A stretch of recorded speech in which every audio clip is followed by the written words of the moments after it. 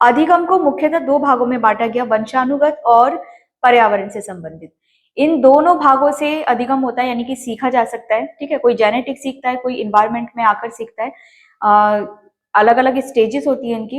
इसके बाद हमने समझा कि अधिगम को किन माध्यमों से प्राप्त किया जाता है। मेन दो थे, अब उन दो में भी अगर हम कैटेगरी बनाएं तो वो तीन माध्यम कौन से हो गए? कॉग्निटिव, यानी कि संज्ञान के माध्यम से आप सीख सकते हैं। दूसरा है इमोशंस के माध्यम से। ठीक है, इसके बाद तीसरा था साइकोमोटर, यानी कि आप कुछ गति कौशलों के माध्यम से भी सीखते हैं। लेकिन जब अधिगम के सिद्धांतों पर आते हैं तो अनेकों सिद्धांत यहाँ पर पाए गए हैं। तो उनमें से प्रमुख जो है वो है व्यवहारवादी और संज्ञानात्मक। दो प्रकार इसमें प्रमुख हैं, और कुछ ऐसे भी हैं जो इन दोनों का कॉम्बिनेशन है। तो व्यवहारवादी अधिगम का सिद्धांत क्या कहता है उसके बारे में जानना है अभी हमें। उसके साथ ही संज्ञानात्मक जो अधिगम का सिद्धांत है उसमें क्या चीजें हमें नई देखने को मिलेंगी।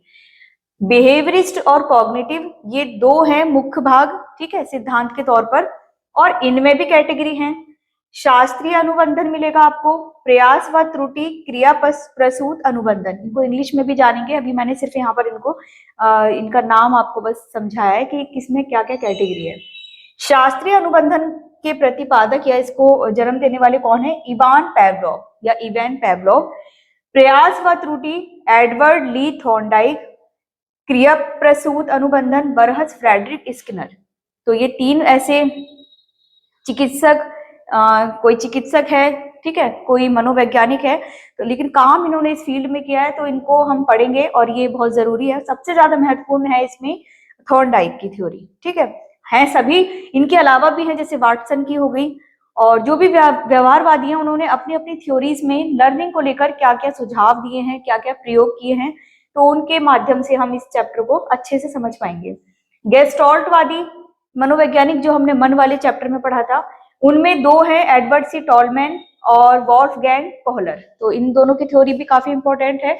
इसके साथ ही जेरोम ब्रूनर और जीन पियाजे का नाम तो हाईलाइट है ही संज्ञानात्मक के रूप में। तो जहां पर भी आप संज्ञानात्मक वर्ड देखेंगे सबसे पहला नाम किसका आना चाहिए? जीन पियाजे का। लास्ट में भले लिखा है, लेकिन ये संज्ञानात्मक विकास हो, संज्ञानात्मक अधिगम हो, संज्ञानात्मक सिद्धांत हो, कुछ भी हो, संज्ञानात्मक या संज्ञान वर्ड किसने दिया था? जीन पियाजे ने। तो यहाँ से इनको तो सबसे ऊपर रखना ही है। तो चलिए अभी हम स्टार्ट करेंगे व्यवहारवादी से। व्यवहारवादी में भी हम सबसे पहले आते हैं शास्त्रीय अनुबंधन, यानी कि क्लासिकल कंडीशनिंग। आइए समझते हैं क्लासिकल कंडीशनिंग को, यानी कि शास्त्रीय अनुबंधन। इसके सिद्धांतवादी रूसी फिजियोलॉजिस्ट इवान पेवलोव, जो भी हमने पीछे पढ़ा था। अच्छा, इसको दो अन्य नामों से भी जाना जाता है। पहला है प्रतिवादी अनुबंधन, यानी कि रिस्पोंडेंट कंडीशनिंग, और दूसरा पेवलोवियन अनुबंधन, यानी कि पेवलोवियन कंडीशनिंग। जो इसके प्रतिपादक है उन्हीं के नेम पर इसका नाम दिया गया है। ठीक है, अच्छा, इसका अर्थ क्या है? इसमें कोई भी जीव, कोई भी प्राणी, चाहे वो जानवर हो, पक्षी हो, मनुष्य हो, उद्दीपकों को संबंध करना सीखता है। यानी कि उद्दीपक मीन्स स्टिमुलस, यहाँ मैंने स्पेलिंग लिख रखी है इसकी, और इसका मीनिंग होता है उकसाना, किसी को प्रेरित करना, प्रोत्साहित करना, उत्तेजित करना। मतलब आप किसी चीज को देखकर उसके प्रति प्रतिक्रिया देने लगते हैं, कुछ रिएक्शन आपके मन में आते हैं देने के लिए। कई बार आप मजबूर होकर भी देते हैं, कई बार आप नेचुरली देते हैं। ठीक है इसका अर्थ जान लेते हैं। इसमें कोई भी जीव उद्दीपकों को संबंध करना सीखता है। उद्दीपक यानी कि स्टिमुलस, यहाँ मैंने स्पेलिंग भी लिख रखी है इसकी, और इसका मीनिंग होता है उकसाना, प्रोत्साहित करना, उत्साहित करना, उत्तेजित करना, प्रेरित करना। कहने का मतलब है कि आप किसी चीज को देखकर उसके प्रति यदि प्रतिक्रिया देते हैं तो वो चीज क्या कहलाएगी? वो जो क्रिया है वो क्या कहलाएगी? उद्दीपक। ठीक है, उद्दीपक मीन्स होता है कि आप बाध्य हो जाते हैं, मजबूर हो जाते हैं सामने वाले के प्रति रिएक्शन देने को लेकर, है ना। तो यहाँ पर इसके लक्षण क्या पाए गए हैं? अनुबंधित उद्दीपक यानी कि कंडीशनड स्टिमुलस, अनुबंधित उद्दीपकों यानी कि अनकंडीशनड स्टिमुलस के साथ जुड़ने पर या जोड़ने पर अनुक्रिया यानी कि रिस्पॉन्स करने लगता है। डिफिकल्ट लग रही होगी लैंग्वेज, लेकिन इसको इजीली भी समझेंगे। ठीक है, इसने यहां बोला अनुबंधित उद्दीपक, कंडीशनड स्टिमुलस। कंडीशनड स्टिमुलस हो गया आपका, जैसे मेरे सामने भोजन रखा है और उसको देखकर मुझे भूख लगने लगी, ठीक है, तो वो है अनकंडीशनड स्टिमुलस, यानी कि ऐसा होना ही था, स्वाभाविक था, तो उसमें कोई कंडीशन अप्लाई नहीं होती। भोजन को देखकर भूख का आना, भूख लगना, ये स्वाभाविक क्रिया है। जबकि कंडीशनड स्टिमुलस, अनुबंधित उद्दीपक क्या कहलाएगा, इसका विपरीत होता है। मान लीजिए मुझे भूख लग रही है, मेरे सामने खाना नहीं है, जैसे रिसेस की बेल बजती है तो लंच के लिए बच्चे उत्साहित हो जाते हैं कि अब लंच करेंगे हम, ठीक है, तो वहां पर वो क्या हो गया, कंडीशनड स्टिमुलस, यानी कि बेल बजने के बाद उनको ये आभास हुआ, ये एहसास हुआ, चाहे उनको भूख नहीं भी लग रही थी, लेकिन उनको ये पता चल गया कि अब लंच टाइम है तो हमें लंच करना है, तो वहां पर बेल बजने के साथ ही उनके दिमाग में ये इंफॉर्मेशन जाती है कि अब लंच का टाइम है तो हमें लंच करना है। जबकि अनकंडीशनड स्टिमुलस हो गया, बिना बेल के ही आपके सामने अगर भोजन आ जाता है तो आप उसको खाने के लिए उत्साहित होने लगते हैं, ठीक है, कोई स्मेल आपको बहुत अच्छी सी आ रही है तो आपको लगेगा कि अगर आप भूखे भी नहीं है लेकिन वो स्मेल आपको उत्साहित कर रही है, आपको मजबूर कर रही है उस चीज को खाने के लिए, तो ये चीज है स्टिमुलस। और अनकंडीशन कब होगा, जब आप कभी भी किसी भी टाइम आपके सामने कोई चीज आ जाए खाने का, तो मैंने ऐसी एग्जांपल ले लिया, कोई भी चीज आपके सामने आती है, आप उसके लिए रेडी नहीं है, लेकिन उसके सामने आते के साथ ही या उसकी स्मेल लेने के साथ ही आपको उसकी तरफ अट्रैक्ट होने लगते हैं, तो वो चीज है अनकंडीशनड स्टिमुलस। जबकि कंडीशनड स्टिमुलस ये हो गया कि आपको कंडीशन दी जाती है कि हाँ ये टाइम फिक्स है तो इस टाइम पर आपको लंच करना है, इस टाइम पर आपको डिनर करना है, ठीक है, तो जो फिक्स्ड है वो कंडीशनड है, जो अनफिक्स्ड है वो अनकंडीशनड है ना। तो यहां बोला गया है कंडीशनड स्टिमुलस को, यानी कि बेल का अगर मैंने एग्जांपल लिया था, बेल बजने से अगर मुझे लंच टाइम का आभास होता है, उसकी फीलिंग आती है, उसको अनुबंधित उद्दीपक यानी कि अनकंडीशनड स्टिमुलस के साथ जोड़ा जाएगा, तब रिस्पॉन्स वही आएगा। कहने का मतलब है कि बेल बजी और तब हमने खाना शुरू किया, और ऐसा भी होता है कि बिना बेल के ही हमारे सामने अगर खाना आ गया या हमें स्मेल किसी चीज की आ रही है, तब भी हम भूख फील करने लगते हैं, हंगर फील करने लगते हैं। तो कहने का मतलब इन दोनों ही चीजों को साथ में जोड़ा जाएगा तब भी वही रिस्पॉन्स आएगा। तो इसका बहुत अच्छा खासा एग्जाम्पल दिया इवान पेवलोव ने, उसके बारे में जानेंगे तब बहुत अच्छे से समझ में आएगा। तो एक लाइन और है इसके बारे में, इसके अनुसार अनुबंधन यानी कि कंडीशनिंग सीखने का एक माध्यम है, ठीक है, तो कंडीशन बेस्ड जो चीजें हम सीखते हैं ये उसके बारे में है। तो अब इससे आगे जानते हैं, आइए जानते हैं क्लासिकल कंडीशनिंग की स्टेजेस के बारे में। ये 3 स्टेजेस हैं, फर्स्ट, सेकंड, थर्ड। अनुबंधन से पूर्व बिफोर कंडीशनिंग, अनुबंधन के दौरान ड्यूरिंग कंडीशनिंग, और अनुबंधन के पश्चात आफ्टर कंडीशनिंग। इनमें जो चीजें दी हुई हैं उन्हें जानने से पहले एक स्टोरी जान लेते हैं।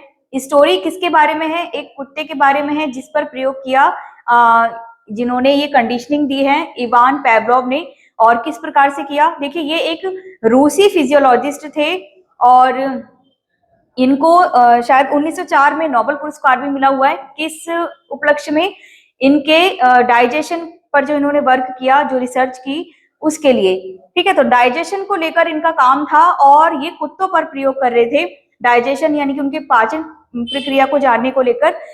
तो वहां से इन्होंने भोजन के दौरान कुत्ते की कुछ हरकतों को नोटिस किया और ये शास्त्रीय अनुबंधन को ये लेकर आए। तो समझते हैं किस प्रकार से इन्होंने इस पर काम किया।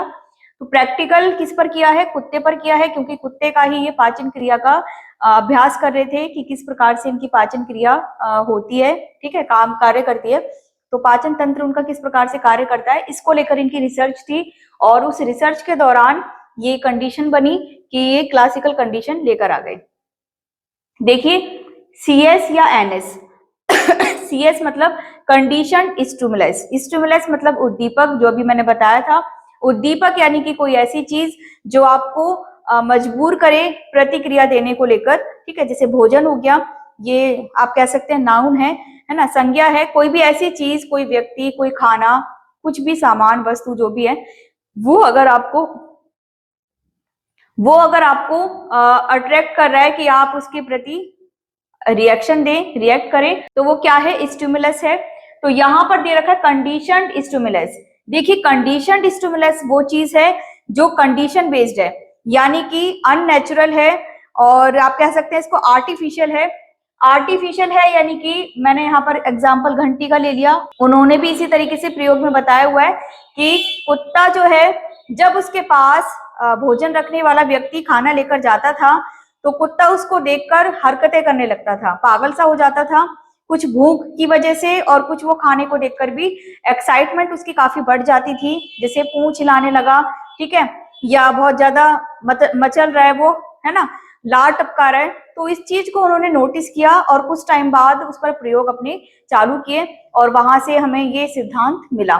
तो देखिए, यदि कुत्ते के आगे कोई बैल बजाई जाए तो हालांकि उसको खाना जाता था तो वो खाने को देखकर लार टपकाने लगता था, लेकिन एक बार बैल बजाई गई तो उसने कोई रिएक्शन नहीं दिया, या उसका रिएक्शन खाने के मामले में नहीं था। अगर उसने मान लो बैल सुनी भी, कान खड़े किए या इधर उधर देखा, लेकिन उसको नहीं पता था कि मुझे मतलब यहाँ से खाना मिलेगा अगर बैल बजी है तो कहने का मतलब है फर्स्ट जो स्टेज है उसमें कंडीशन स्टिमुलस यानी कि आर्टिफिशियल, अगर आप किसी को चाह रहे हैं कि वो रिएक्शन दे तो उस तरीके से मैंने घंटी बजा दी, मैं अभी अपने ऊपर लेकर समझा रही हूँ, मैंने घंटी बजाई है तो सामने वाला या बच्चे हैं कोई भी है तो उन्हें नहीं समझ में आएगा कि वो किस पर्पज से बजाई गई है और क्या उन्हीं के लिए बजाई गई है, ठीक है।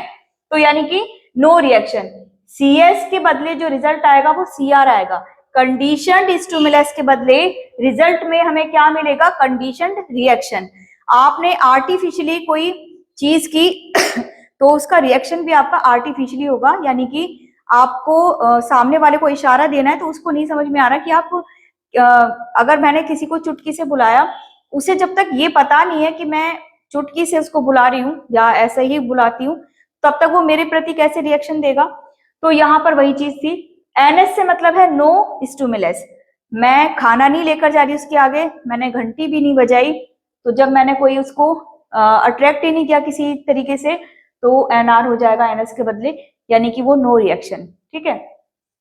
CS के बदले अगर मैंने आर्टिफिशियली उसका ध्यान भटकाया उसको कि मतलब वो मेरी तरफ देखे या फिर भोजन को लेकर कुछ सोचे, अगर मान लीजिए 12 बजे उसके पास खाना जाता है और 12 बजे ही डेली खाना जा रहा है 12 बजे और 12 बजे आज खाने की अपेक्षा मैंने घंटी बजा दी, तो उसको खाने से कोई मतलब नहीं है, उसको ये नहीं पता कि ये घंटी क्यों बजाई गई है, ये स्टार्टिंग की बात है, तो वो ये सोचेगा कि बज रहा होगा कुछ भी जो भी है, ठीक है। आर्टिफिशियल कंडीशन स्टिमुलस, बैल बजाने से कंडीशन रिएक्शन, यानी कि जैसी कंडीशन थी बैल बजी तो बस ये देखा कि हाँ बैल बज रही है, बाकी उसका खाने से कोई लेन देन नहीं है, इतना समझना था। नो स्टिमुलस, मैंने कुछ भी नहीं किया, ना बैल बजाई ना खटपट की, नो रिएक्शन, उसने भी कोई रिएक्शन नहीं दिया। और रिएक्शन दिया कब था, जब मैंने घंटी बजाई, लेकिन वो रिएक्शन उसका सिर्फ घंटी की आवाज सुनने को लेकर था, खाने के प्रति नहीं था। इतना हो गया।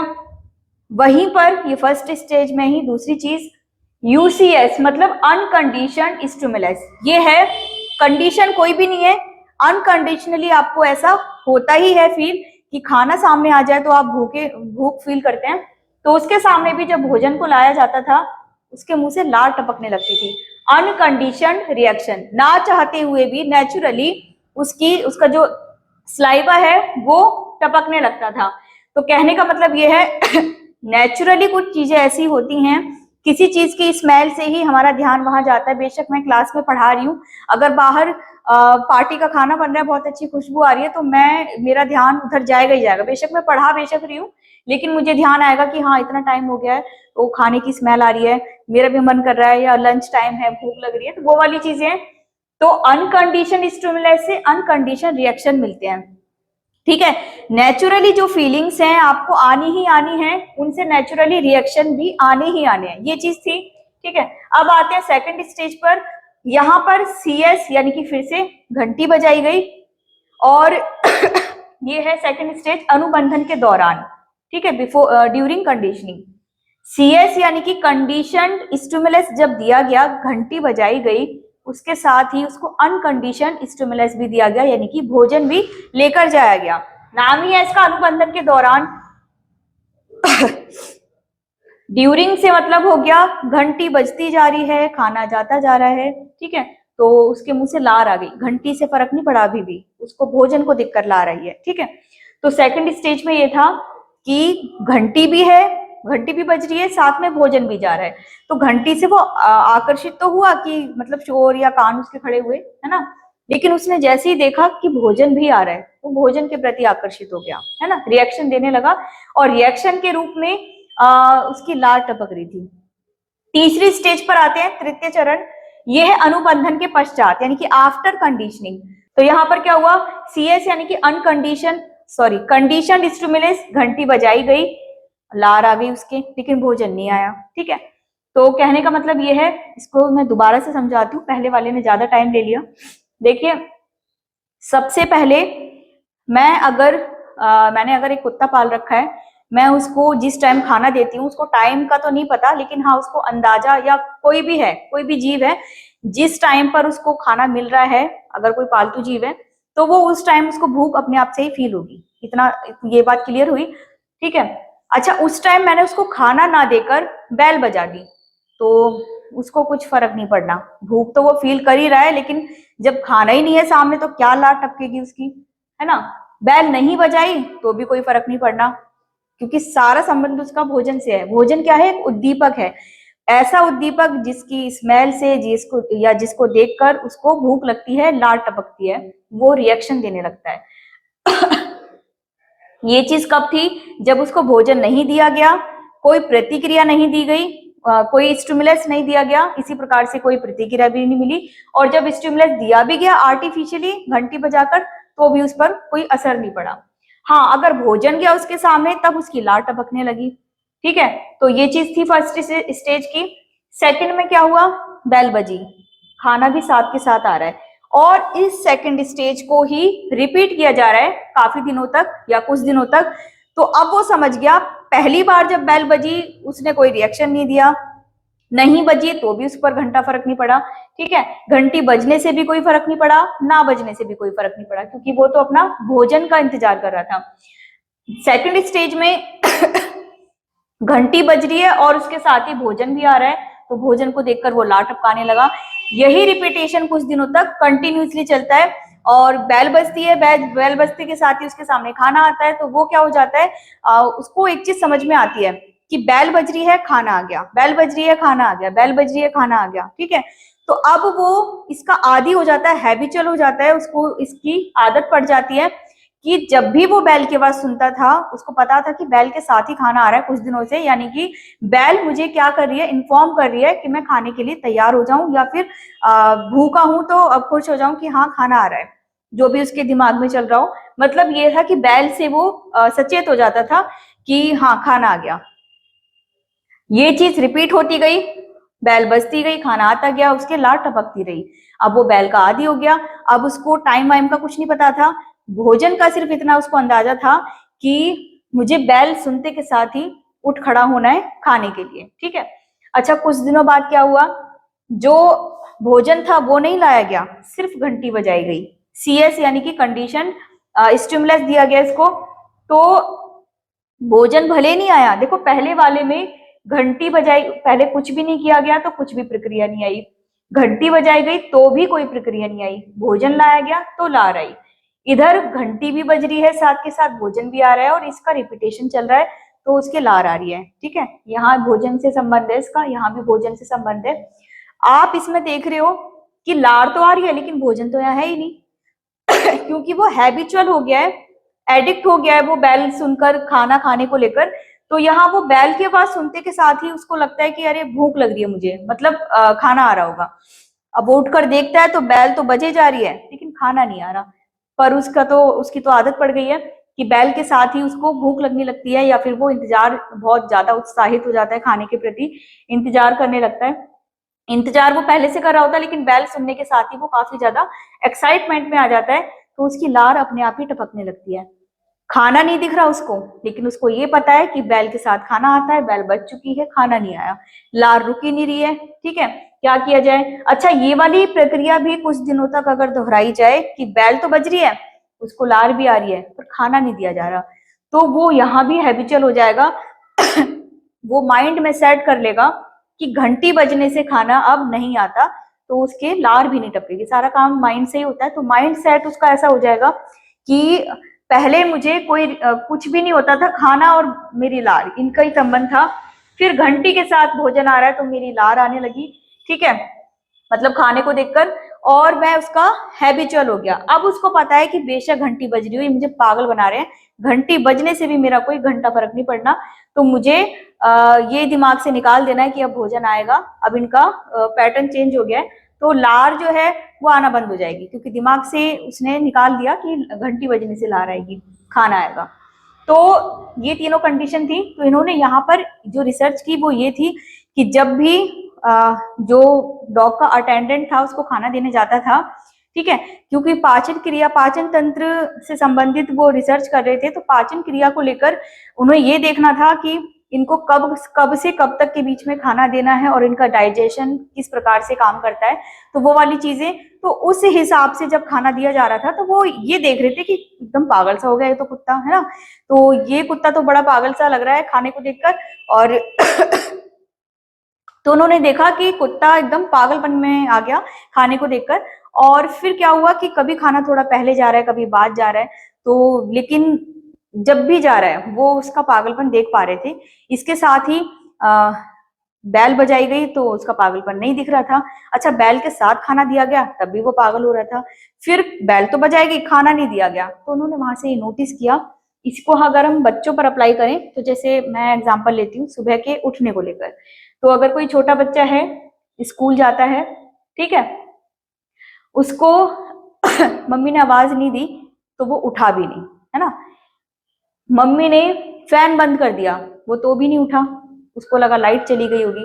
अच्छा, आवाज दी कि उठ जा, वो उठ गया। जहां जहां मैं हाथ रख रही हूँ समझते जाना। अनकंडीशनड स्टिमुलस का मतलब है नेचुरली उसको, आप मम्मी की आवाज छोड़िए, आप मान लीजिए उसके घर में कोई डॉगी ही है ना, या कोई भी चीज ऐसी अलार्म की, लेकिन ये तो आर्टिफिशियल हो गया, कोई भी नेचुरली चीज से मम्मी की आवाज ही ले लीजिए, तो नेचुरल चीज से उसको पता चलता है कि मुझे अब उठना है। चिड़ियाओं की आवाज ले लीजिए, कैसी भी, मतलब सुबह हो गई है तो उसको पता चल जाता है किसी ना किसी चीज से कि हाँ मतलब ये टाइम मेरे उठने का है, तो वो अपने आप ही उठ गया। हालांकि उसके अलावा अगर उसको आर्टिफिशियली उठाया जा रहा है, अलार्म लगा दिया है या कोई आवाज देके उठा रहा है, फैन बंद कर दिया, लाइट बंद कर दी, तो उसको नहीं उठना है, उसको लग रहा है कि ये पता नहीं क्या कर रहे हैं, और अगर कुछ भी नहीं कर रहे तो भी नहीं उठ रहा वो। तो ये चीजें हो गई फर्स्ट स्टेज की।